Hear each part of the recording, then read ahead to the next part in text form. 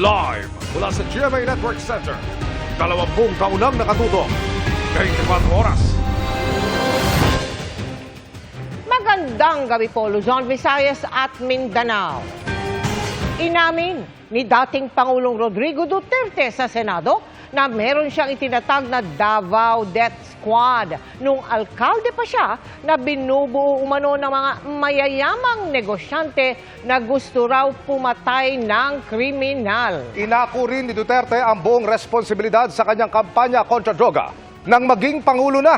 Pero nang direktang tanungin kung kasama rito ang responsibilidad sa mga namatay sa drug war, sinabi niyang ibang usapan ang criminal responsibility. At mula sa Senado, nakatutok live si Sandra Aguinaldo. Sandra. Mel, Emil, Vicky, naging mainit nga ang diskusyon dito kanina matapos nga pong tanungin ni Senadora Rizzo Ontiveros si dating Pangulong Rodrigo Duterte kung tinatanggap pa niya ang buong responsibilidad sa pagkamatay ni Kian Ramos at iba pang biktima ng drug war noong Duterte administration. Nauna kasing inihayag ng dating Pangulo na inaako niya ang responsibilidad sa drug war ng administrasyon niya. What about yung bunga ng polisiya na libo-libong namatay kasama si Kian De Los Santos? Do you also take full responsibility for that? Do you assume responsibility for the death of Kian De Los Santos, Mr. No. Chair? No. How about si Carl Alam mo, ma'am, Anthony Nunez? before you rumble on those many things. No, I'm not rambling, Mr. Chair. Very specific yung mga tanong ko. Specific ang law. Guilt is personal. Tanong ka muna ng abogado. Okay lang po. Kayang-kaya kong magtanong sa abogado. Sige, tanong ka itanong muna ko ngayon po. before we proceed. No. Hindi tayo I magkakaintindihan have prepared dito. these questions with my Guilt legislative is staff. personal. Yes, it's very personal. Hindi So, mo pwedeng ipasa sa iba yan. I take full responsibility yung sinabi ko na war on drugs. you said, Pero sir, kung you can hold me responsible for any death. specific crime, Yes, sir. You spoke hindi about pwede yan. you spoke about At specific saka, crimes. kung sabihin ko, I will take full responsibility, magdating tayo sa korte, hindi naman tatanggapin yan. Well, Mr. Chair, and if the resource person could keep his volume and pitch to a normal Trying level. to pin me down on Mr. Chair, you are pinned down by your own statements you of cannot. October. You have to pin me Mr. down Chair. lower. I'm not trying to pin you lawfully. down The on exchanges air. are no longer productive. Mr. The hearing Chair. is Do not pin me suspended. down on semantics. Okay.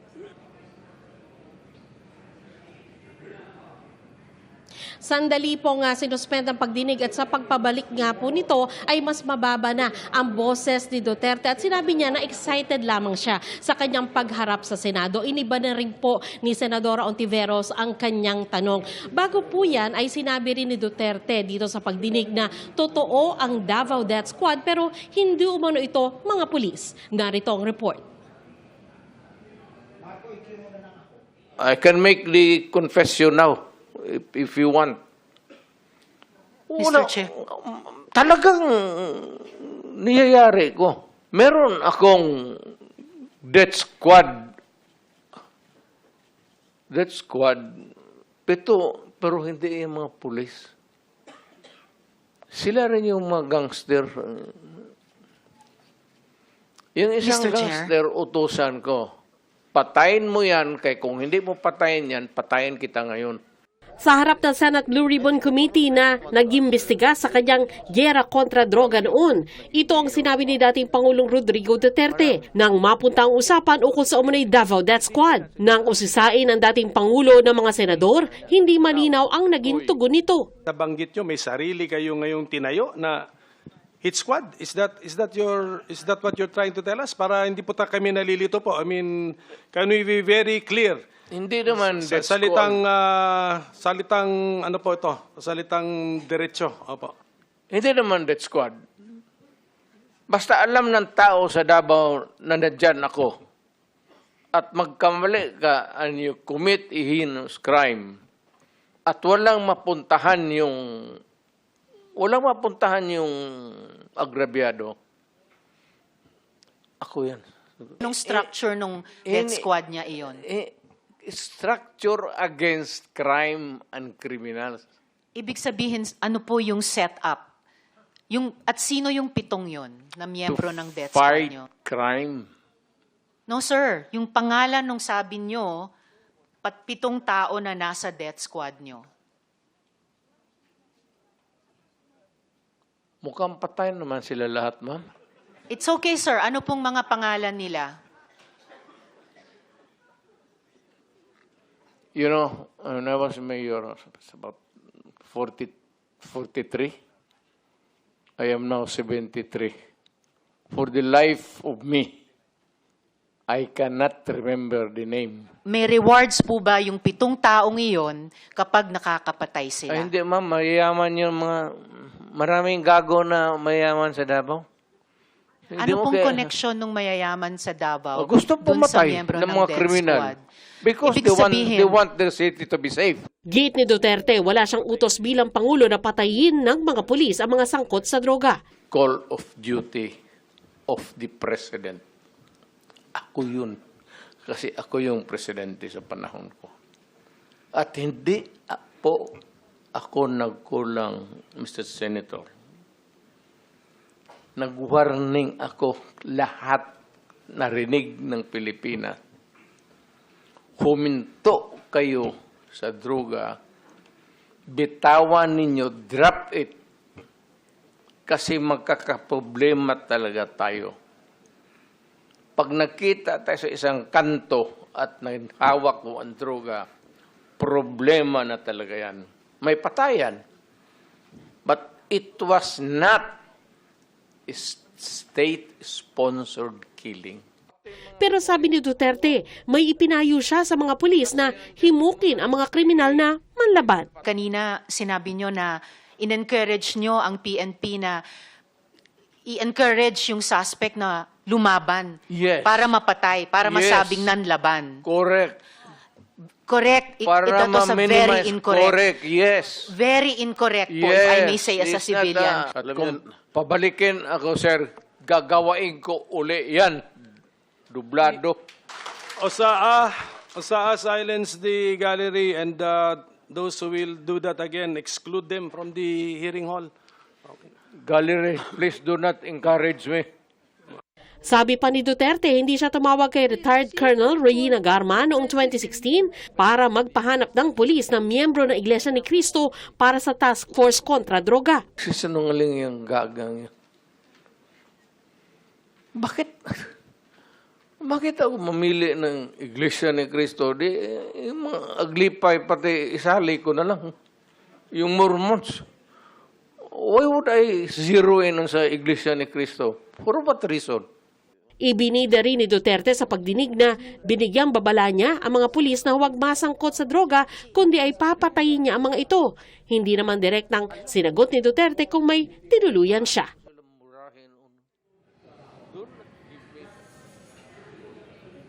Vicky, ang sinabi po ni Pangulong Duterte rito ay matagal na siyang pumapatay pero hanggang ngayon daw ay wala pa namang kaso laban sa kanya. Pasado 6:00 po ng gabi nang umalis dito sa Senado si dating Pangulong Duterte. Vicky? Maraming salamat sa iyo, Sandra Aguinaldo. Hindi raw nagsosorry o magsosorry si dating Pangulong Duterte sa mga kaanak na mga nasawi sa madugong drug war ng kanyang administrasyon. Sinabi niya yan sa harap mismo ng mga kaanak ng mga namatay at ni dating Senadora Laila De Lima na isinangkot din niya sa droga. Sabi pa ng dating Pangulo, namamayagpag na naman ang mga drug pusher ngayon, bagay na pinalagan ng Malacanang. Nakatutok si Mav Gonzalez.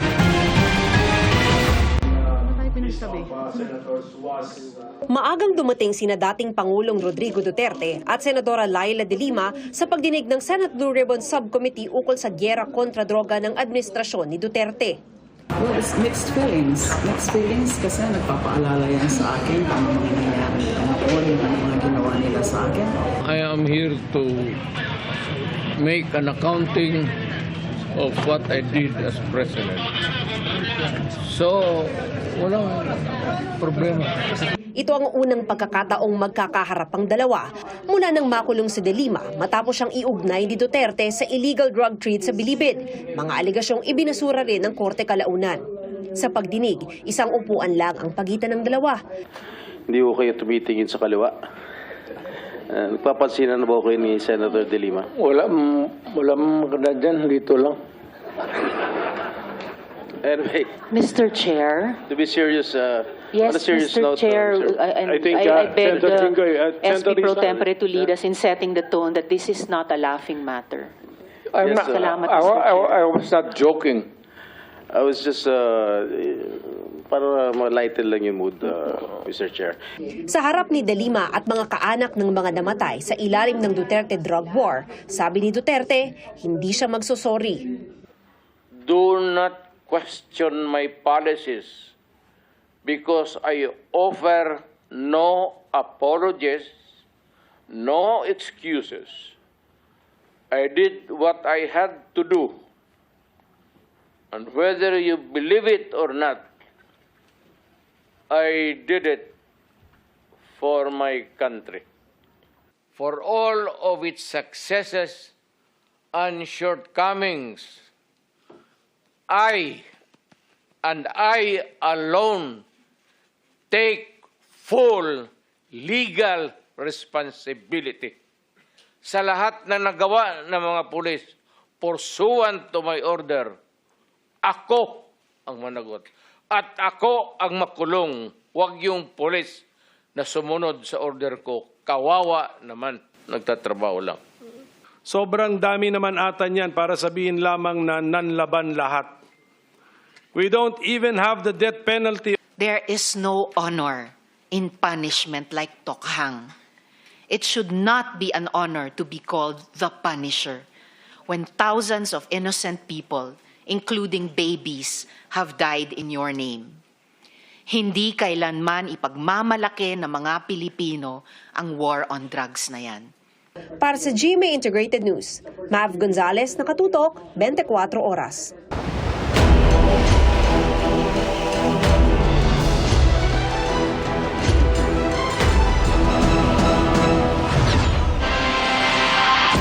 Lumobo pa sa mahigit 100 ang napaulat na nasawi kasunod ng pananalasa ng Bagyong Christine. Sabay sa paghupa ng baha sa ilang lugar, ang pagtambad ng bilyong-bilyong pisong pinsala sa buhay at ari-arian ng marami. Nakatutok si Ivan Mayrina. Dahil naman sa hanggang leeg na taas ang baha, no choice na ang mag-anak sa Naga City, Camarines Sur, kundi itaas malapit sa bubong ang kabaon ng kanilang lolang nakaburol. Dagdag kirot pa sa puso ng uploader ng tagpong ito, kung saan hindi na raw mapababa ang kanyang lolo na binabantayan ang yumaong asawa. Hanggang ngayong araw, tuloy-tuloy ang rescue operation na ikinakasa sa Camp Sur. Sa Minalabak, isang senior citizen ang tinulungan matapos mahirapang huminga. Pami-pamilya rin ang sinasagip, kabilang ang ilang mga bata na nasa bubong ng bahay dahil hindi pa rin humuhupa ang baha.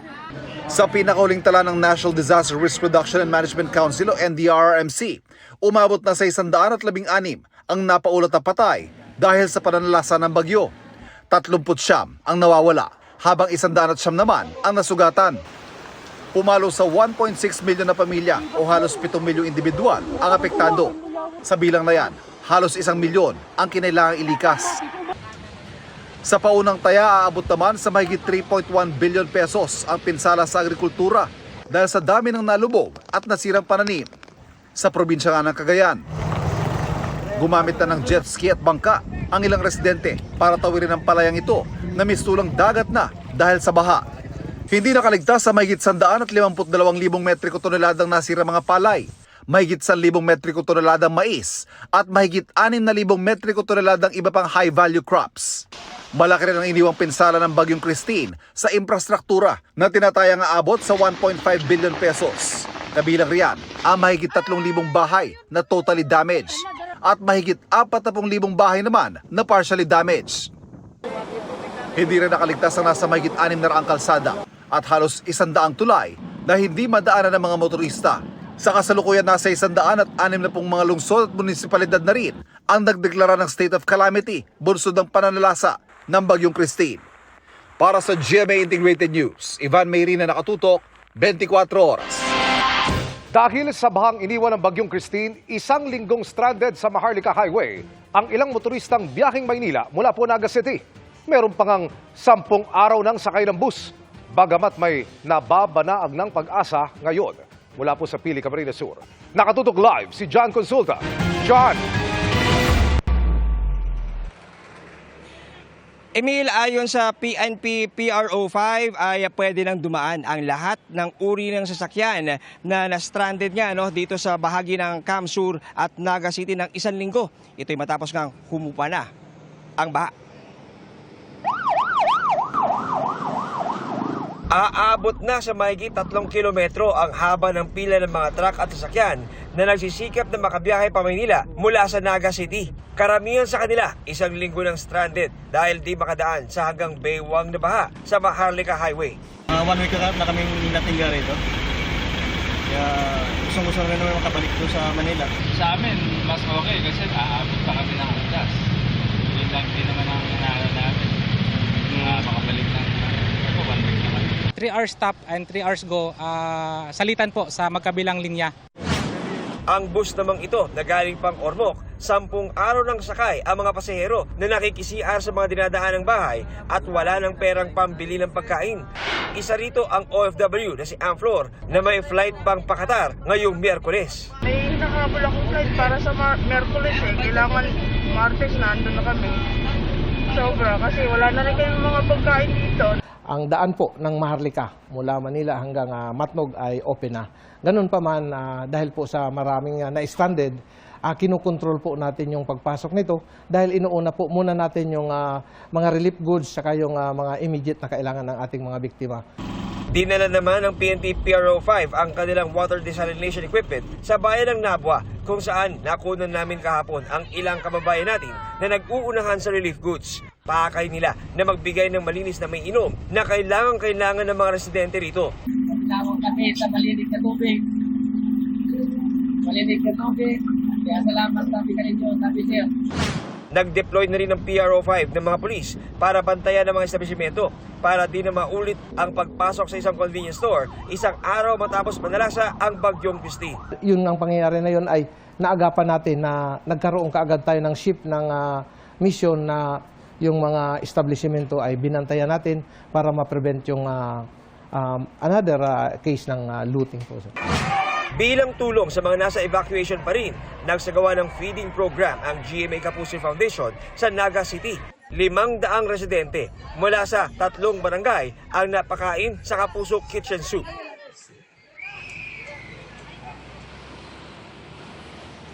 Sa mga oras ito, Emil, makikita niyo sa akin likuran, sa gilid ng kalsada, nakaparada ngayon dyan itong mahabang pila ng truck dito sa Maharlika Highway sa bahagi ng Pili, Camarines Sur. Ayon sa ating mga drivers na nakausap ay nag-aantay lamang sila ng abiso mula sa mga PNP personnel na nagbabantay sa aking unahan para masimulan nila ang kanilang biyahe pabalik dyan sa Metro Manila. At yan muna latest mula rito sa Pili, Camarines Sur. Balik sa iyo, Emil. Maraming salamat, John Consulta. Posibleng pagbasehan ng impeachment laban kay Vice President Sara Duterte ang hindi maayos na paliwanag sa kung paano ginamit ng kanyang opisina ang confidential funds nito. Ayon yan sa isang komite sa Kamara. At nakatutok si Tina Pangiliban Perez. Kung di raw maayos na maipaliwanag ni Vice President Sara Duterte ang paggamit ng kanyang tanggapan ng confidential funds, maaari raw itong gamiting basehan para sa kanyang impeachment, ayon sa House Committee on Good Government and Public Accountability. Unless, of course, mapatunayan nila na justified yung kanilang paggamit. But as we see it, talaga namang may liability po sila. Now, those 2 instances, masasabi po natin ay ground for impeachment because obviously there was a betrayal of public trust at saka yung anti-graft. Ang tinutukoy ni Representative Joel Chua, ang pagbayad ng Office of the Vice President ng 16 million pesos para sa 11 araw na renta ng mga safe house noong 2022. Gayon din ang pagbayad ng Department of Education sa ilalim ng BISE ng 15 million pesos noong 2023 para sa umano'y Youth Leadership Summit na idinaan sa Armed Forces of the Philippines pero itinanggi ng AFP na dumaan sa kanila ang pera. Palagay ko, may accountability ang ating former president dito. The fact that she even signed personally all the vouchers. Kailangan po ito ng masusing pag-aaral, no? Because we do not want to just hastily do that. Sa nakaraang pagdinig ng komite, hindi dumalo si Duterte o sino man sa kanyang tanggapan. Yung impeachment complaint, hindi naman po yan nakabase sa kanyang pagdalo o hindi pagdalo. Nakabase po yan dun sa ebidensya na ipepresenta po nila kung paano po nila nagamit yung pondo. Kung hindi muling dumalo ang bise, iko-contempt na ba siya? Si VP Sara po, no, we will not cite her. Siguro po yung mga staff po niya, at the end of the day, we still respect her as the second highest ranking official of our country as Vice President. So ibibigay po namin lahat ng mga respeto dun po sa kanyang opisina. Pero hindi po yan extended mga staff. Kahapon sinabi ni House Senior Deputy Speaker Aurelio Gonzales Jr. na pinag-aaralan din ang posibleng kasong plunder laban sa bise dahil sa hindi maipaliwanag na paggastos sa 112.5 million pesos na confidential funds noong kalihim pa siya ng Department of Education. Pero sabi ni Chua, hindi pa maaaring kasuhan si Duterte dahil may immunity siya bilang incumbent VP. Hinihinga namin ng reaksyon si Vice President Duterte pero nauna niyang inihayag na may planong ipa-impeach siya at tinawag niya itong pamumulitika. Para sa GMA Integrated News, Tina Panganiban Perez, nakatutok, 24 oras. Mga kapuso, maki-update na tayo sa lagay ng panahon. Makakasama natin si Amor La Rosa ng GMA Integrated News Weather Center. Amor! Salamat Sir Emil. Mga kapuso, inaasahan lalakas pa ang Bagyong Leon habang kumikilos sa loob ng Philippine Area of Responsibility ilang araw bago ang undas. Dahil po sa Bagyong Leon, itinaas na ng Pag-asa ang signal number 1 sa Batanes kasama po ang Cagayan at Babuyan Islands, Isabela, Quirino, Nueva Vizcaya, Apayao, Kalinga, Abra at Mountain Province. Ganon din dito sa Ifugao, northern portion ng Benguet, Ilocos Norte, Ilocos Sur, La Union, Aurora, northern portion ng Quezon, kabilang po ang Pulilio Islands, Camarines Norte, pati na rin sa eastern portion ng Camarines Sur. Kasama rin po dyan itong Catanduanes, eastern portion ng Albay, at pati na rin sa northeastern portion ng Sorsogon. Sa Visayas, signal number 1 din, dito po yan sa eastern portion ng Northern Samar at sa northern portion ng Eastern Samar. Paghandaan po ang malakas na hangin na may kasama rin mga pag-ulan. Huling namataan ang sentro ng Bagyong Leon sa layong 725 kilometers, silangan po yan ng Etchage, Isabela. Taglay po nito ang lakas ng hangin nga abot sa 100 kilometers per hour at pagbugsong papalo na sa 125 kilometers per hour. Kumikilos po yan pa west-northwest sa bilis naman na 15 kilometers per hour. Sa latest forecast track po ng Pag-asa, tutumbukin ng Bagyong Leon itong eastern portion o eastern coast ng Taiwan bago po yan posible pong lumabas ng Philippine Area of Responsibility sa Biyernes. Pero bago po yan, magla-landfall po muna yan dito sa bahagi ng Taiwan sa Webes. Pero mga kapuso, may chance rin po na mas pumabor pa pakanluran yung paggalaw po nitong bagyo at pag nagkataon, posibleng tumama o dumikit din po yan dito sa bahagi po ng Batanes o di kaya naman sa anumang bahagi ng extreme northern Luzon na pasok dito sa tinatawag po natin na area of uncertainty. Ayon sa Pag-asa, lalakas pa nga ang Bagyong Leon bilang typhoon at posibleng umabot pa sa super typhoon category. Bukod sa mismong sirkulasyon po nitong bagyo, itong mahahagip din po ng trough o yung pong extension o yung buntot nitong mga kaulapan ng bagyo ang ilang bahagi ng ating bansa. Base po sa datos ng Metro Weather, umaga bukas may tsansa ng ulan dito sa Cagayan, Apayao, pati na rin po dito sa Mindoro Provinces, Palawan, ganoon din sa Antique, Negros Island, at pati na rin sa ilang bahagi po ng Leyte.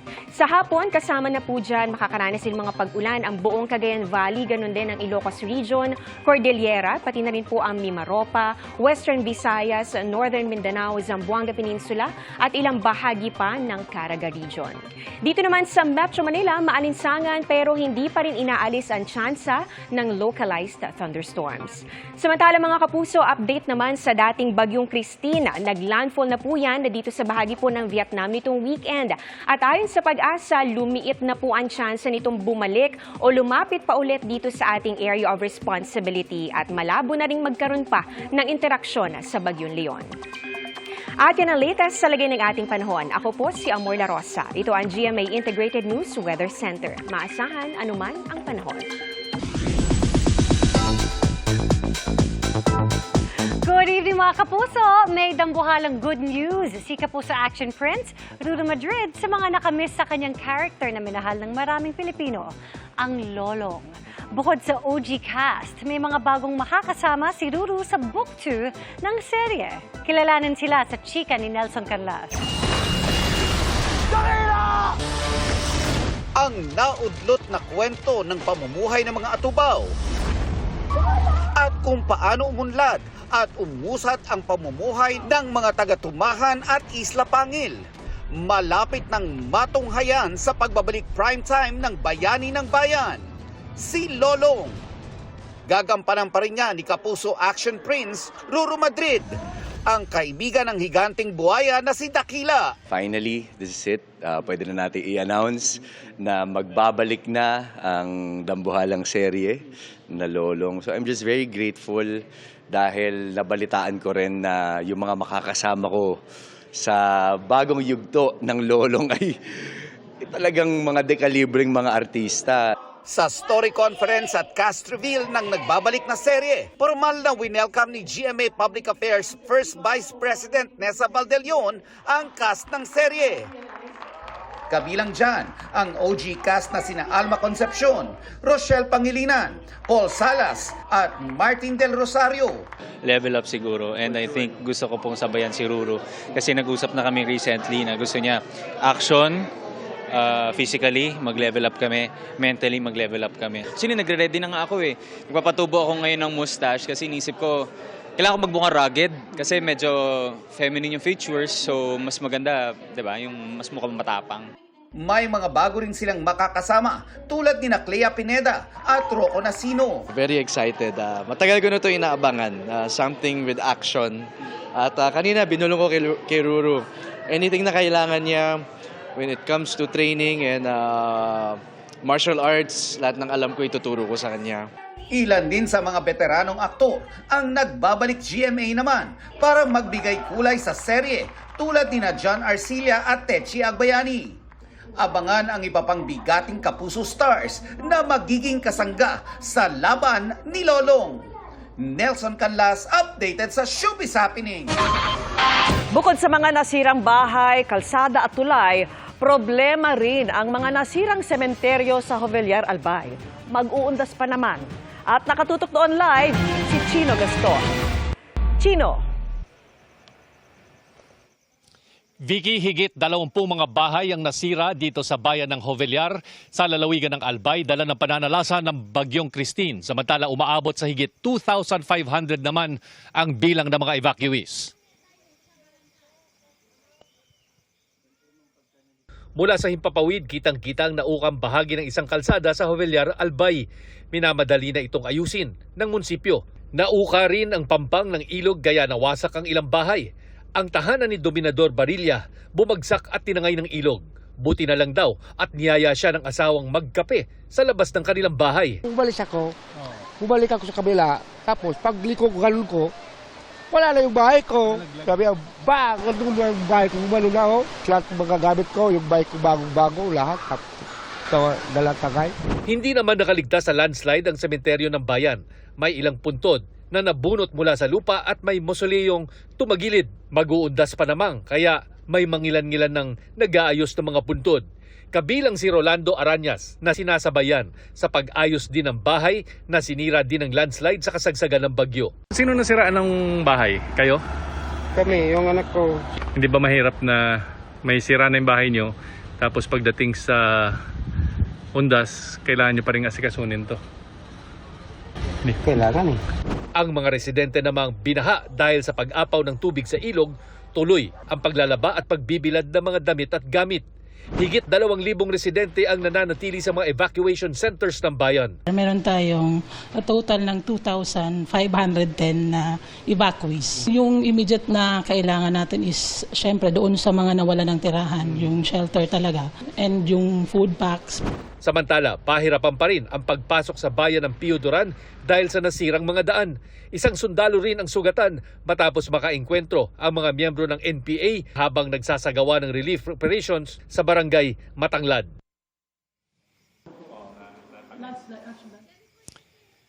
Vicky, patuloy ang pagbangon ng mga residente ng mga bayan ng Albay na lubos na apektado ng nagdaang bagyo at humihingi nga ng tulong para maitawid ang mga susunod na linggo at mabuo na rin ang kanilang mga nasirang bahay at maibalik ang mga nawalang pananim. Vicky. Maraming salamat sa iyo, Chino Gaston. Hindi lang buhay kundi pati kabuhayan ang apektado ng Bagyong Christine sa Agoncillo, Batangas. Nagpapasaklolo na ang munisipyo dahil sa paubos nilang pondo para sa mga evacuee. Nakatutok live si Jonathan Andal. Jonathan! Emil, mas matindi pa raw sa pagsabog ng Bulkang Taal yung naranasang sakuna ngayon ng mga taga-Agoncillo dito sa Batangas. Ipapakita ko po sa inyo itong aming drone video na makikita yung lawak ng landslide at rumaragasang baha, yung dinaanan ng landslide na bumura sa mga bahay rito at nagpabagsak ng mapakaraming troso. Sa ngayon, 10 ang patay at 4 ang nawawala dito sa bayan ng Agoncillo. Sa bayan ng Agoncillo, Batangas, halos buong araw kong mag-abang sa baybayin ng lawa ng Taal ang mga miyembro ng pamilya Danyo. Umaasang aanurin pabalik sa kanila kahit palabi na lang ang kanilang padre de pamilya na inanod ng baha sa kasagsagan ng Bagyong Christine. Para kung may ng kahoy sa kanyang ulo, nagkabitaw sila. Basta mahal kasi lumutang para malaman na para siya mailagay na sa ayos. Bukod sa buhay, apektado rin ng bagyo ang kabuhayan sa Taal Lake. Nasira ang mga fish cage sa lawa at meron na ring fish kill. Medyo malansa yung amoy ng Taal Lake ngayon. Ang dami kasi mga naglutangan ng mga patay na isda tulad po nito. Mga patay na tilapia na nakawala doon sa mga cage na nasira dahil sa bagyo.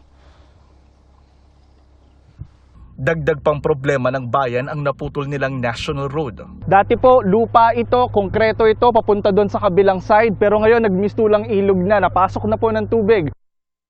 Sa buong bayan, isolated ang mga barangay ng Baniaga at Bilibinwang, habang partially isolated ang Barigon. Kaya isinasakay na lang ng bangka ang mga inililikas na residente at dinadalhan ng ayuda. Pinaghahandaan din ang banta ng panibagong Bagyong Leon. Si Bagyong Leon, nakapus 8. Ay, pauwi mo na si Ryan. Nakakasakit po. Dahil po naranasan na po namin. Yung bagyo pong si Christine, tatalian na ho mga bubong, mag-ano na ho, dahil maninigurado na po. Kanya-kanyang linis na ng putik sa mga bahay gamit ang pala. Sa mga kalsada naman, mga backhoe ang naghuhukay. Tignan nyo na lang itong bahay na to. Abot ko na yung yero. Nangalahati yung bahay dahil sa sobrang kapal ng putik na tumabon dito. Sangkaterbang troso ang bumagsak sa Agoncillo pero hindi ito resulta ng illegal logging ayon sa alkalde. Lalo't protected area raw ang mga bayan sa paligid ng Bulkang Taal. Talaga pong ito ay natural calamity. Hindi naman po natin maitanggi, meron hong nagkakaingin pa minsan-minsan doon sa itaas. Pero yun po'y tinataniman nila ng mga palay. Sa buong Batangas, umakyat na sa 64 ang napaulat na patay. 15 naman ang nawawala. Higit 3,000 residente naman ang nasa evacuation center sa Agoncillo. Nagpapasaklolo na ang munisipyo sa national government lalo't paubos na raw ang kanilang pondo. Kailangan po namin ng pondo. Siyempre yung basic, bigas, ulam, tubig. At syempre po kailangan po natin ng financial assistance para sa kanila. Sa amin pong pagtatansya, mahigit po sa 1 bilyon ang nasira po sa amin. Emil, sabi ng mga taga-DPWH na nakausap ko rito, sa loob ng 2 linggo, kaya nilang magawa at ikonekta yung naputol na kalsada basta't wag lang daw uulan. Yan ang latest mula rito sa Agoncillo, Batangas. Balik sa iyo, Emil. Maraming salamat, Jonathan Andal. Sa mga kalsada na nag-aabang ng tulong gaya ng pagkain at malinis na tubig, ang mga sinalanta ng bagyong sa Milaor, Camarines Sur. Pahirapan din ang pagbiyahe dahil may mga lugar na lubog pa sa tubig, kaya ang isang mag-anak tumawid sa baha para dalhin ang anak sa ospital. Nakatutok si Ian Cruz.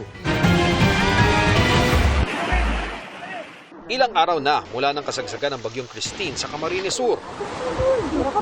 Pero mataas pa rin ang baha sa bayan ng Milaor. Bangka ang transportasyon ng marami papasok ng mga barangay.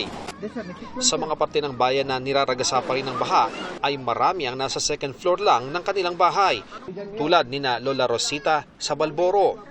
Isang linggo na silang ganito at basa ang mga damit. Halos salat na ang pagkain at tubig. Pinapagkasya namin kahit kami matatanda, kaunti ang kainin. Basta sa mga bata, mayroon makain. 5 pamilya naman sina Catherine na siksikan din sa second floor ng kanilang tinutuluyang tahanan. Pinakamahirap daw aliwin ang mga walang muwang na bata. Naglalaro-laro po. Tapos pag may pagkain po, bigay ng mga ano. Pero may mga residenteng nakakapag-abang na ng rasyong tubig at pagkain sa tabing kalsada. Ano pa po kailangan nyo? Tubig, pagkain, lahat naman dito ganun eh. Ganyan na sa barangay Flor de Lis kung saan namin nakilala si Mang Edgardo.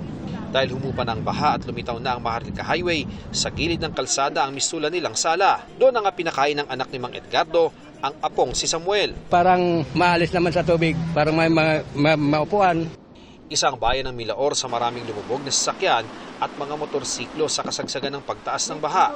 Marami na nagkukumpuni ng mga sasakyan. Si Richard, hindi raw nananaga ng presyo bilang tulong na rin sa mga kapwa biktima ng pagbaha. 200 lang para mura lang, para hindi naman sila yung magastusan masyado.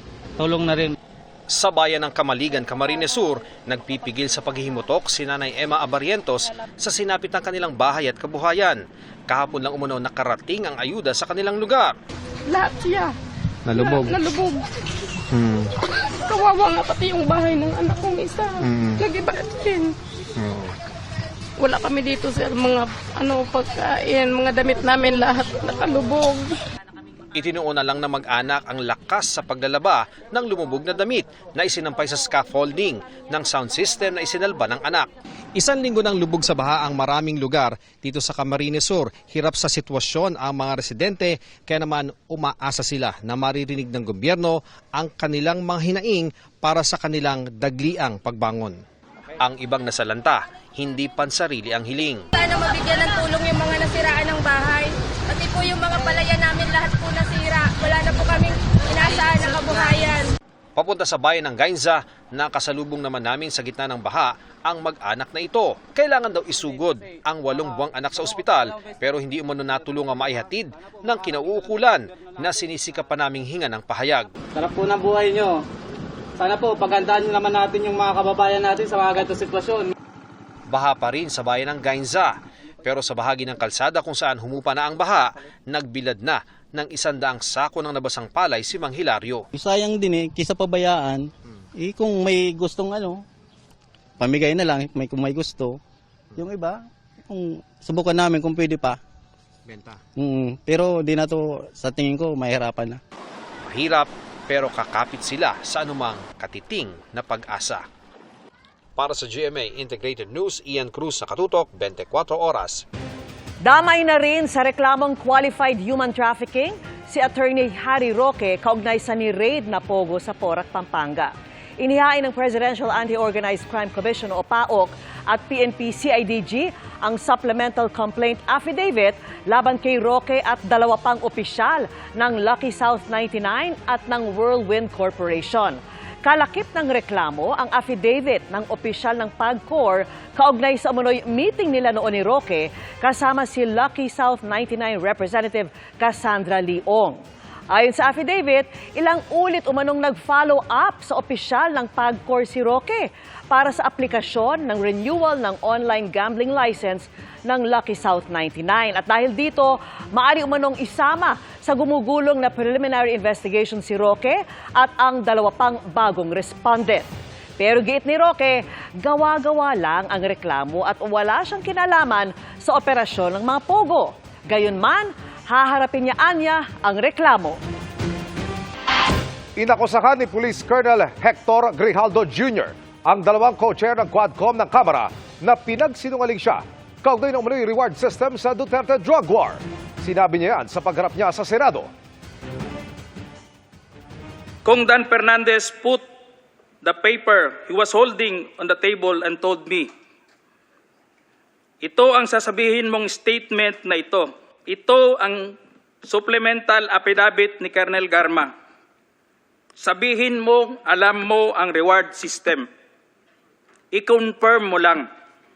Kung Abante asked me how many years do still I have with the PNP, I answered, I still have 4 years before my retirement. Then he made a remark, pwede ka pang maging general. Gusto nilang magsisinungaling po ako, Your Honor. Ayon kay Grijaldo, naroon din ang dalawang abogado ni retired Colonel Royina Garma nang kausapin siya ng dalawang mababatas. Paglilinaw niya, wala siyang alam tungkol sa umano'y reward system na ibinunyag ni Garma. Sa isang pahayag, tinawag na kasinungalingan ni Congressman Dan Fernandez ang pahayag na yan ni Grijaldo. Ayon kay Fernandez, pinatawag si Grijaldo dahil ayon umano kay Garma, kaya niyang suportahan ang kanyang pahayag tungkol sa reward system. Pero nang sabihin umano ni Grijaldo na wala siyang alam tungkol dito, di naman umano siya pinilit. Tinawag din ni Fernandez na pagdidiscredit sa komite ang mga pahayag laban sa kanila. Pinabulaanan din ni Congressman Benny Abante ang mga alegasyon. Wala umano siyang pinilit na pumirma sa anumang affidavit kapalit ang posibilidad ng promotion. Sa pagdinig ng Senado, pinabulaanan din ni Irmina Espino alias Muking ang alegasyon ni Garma laban sa kanya. Ayon kay Garma, si Espino na nooy Assistant Secretary sa Presidential Management Staff ang naglalabas ng pondo para sa pabuya. Umarap din sa pagdinig ang mga naging PNP chief sa Duterte administration na sina retired Police General Archie Gamboa, retired Police General Debold Sinas at retired Police General Vicente Danao Jr. Itinanggi nila at ninooy PNP chief na si Senador Bato de la Rosa na nagkaroon umano ng briefing sa pagitan nila at ni dating Colonel Edilberto Leonardo tungkol sa drug situation ng bansa bago sila maging hepe ng pulisya.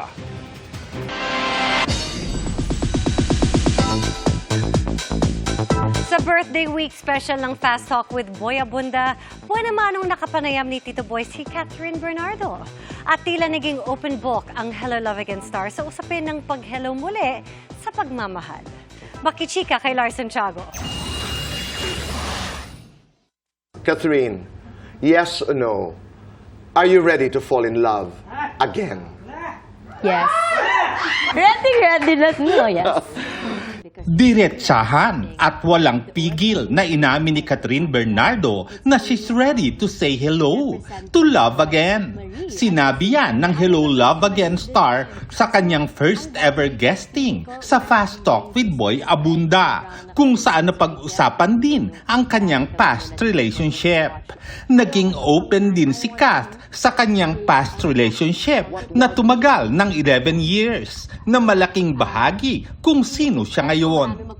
Pero kung may advice man siya to herself 11 years ago, sabihin ko, ayoko tang pangunahan. I want you to experience all these emotions, all these things. Kasi it's gonna be a big part of your growth.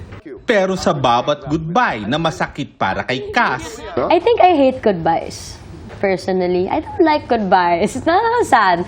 There's a beautiful hello na dapat i-look forward. Hello, I'm open to new chances, I guess, new beginnings. Sa November 13 na, mapapanood sa mga sinihan ang Hello Love Again with Alden Richards. Pero pag-amin ni Cass, dati pa siyang hesitant sa continuation ng kwento ni na Joy at Ethan. And for me, I would like to leave it as it is. Like Joy and Ethan, nag-end na yung love story nila. Parang iwan na natin yun. Nakakatakot man daw sundan ang Hello Love Goodbye, may mga katanungan pa ring dapat masagot na dapat abangan ng mga kapuso. Lars Santiago, updated sa Showbiz Happenings. At yan ang mga buwan naman akong chika this Monday night. Ako po si Iya Arellano. Miss Mel, Miss Vicky Emil. Iya! Salamat sa iyo, Iya. At yan ang mga balita ngayong Lunes. Mga kapuso, 58 days na lang, Pasko na. Ako po si Mel Tiangco. Ako naman po si Vicky Morales para sa mas malaking misyon. Para sa mas malawak na paglilingkod sa bayan, ako po si Emil Sumangyo. Mula sa GMA Integrated News, ang News Authority ng Pilipino. Nakatuto kami 24 oras.